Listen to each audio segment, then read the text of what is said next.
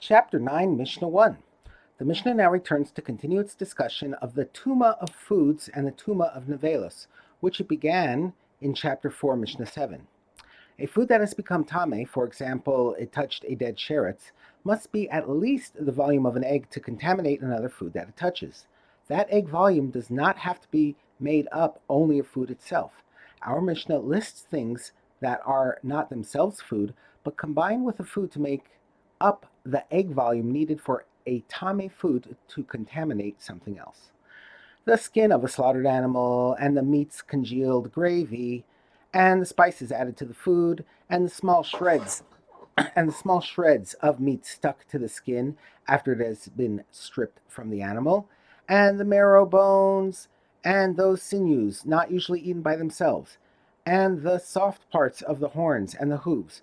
All these combine with the meat to form the egg volume needed to contaminate other foods with the tuma of foods. But they are but they are not considered like part of the meat with regard to the tuma of nevelis, even if they come from the nevela itself. The Mishnah gives another example where the tuma of foods has a stringency over the tuma of nevela. Similarly, if someone slaughters a non-kosher animal for a non-Jew and it is still thrashing about, it can transmit the tuma of food, but it does not have the tuma of nevelis until the thrashing stops and it dies completely, or until he cuts off its head. The Mishnah notes, from these two laws combining for the tuma of foods but not nevela, and that only the tuma of foods can apply to a mefar kesis, we see that the Torah increased the number of things that are able to contaminate with the tuma of foods more than it increased the number of things that are able to contaminate with the tuma of nevelis.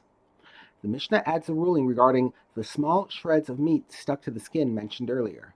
Rabbi Yehuda says regarding the small shreds of meat stuck to the skin of a nevela that were then collected by a person, since by collecting them he has made them significant, if there is now a kazayas of meat in one place, it transmits the tuma of nevela, and one is liable for becoming tame from it, and then entering the Beis Hamikdash or eating from a korban.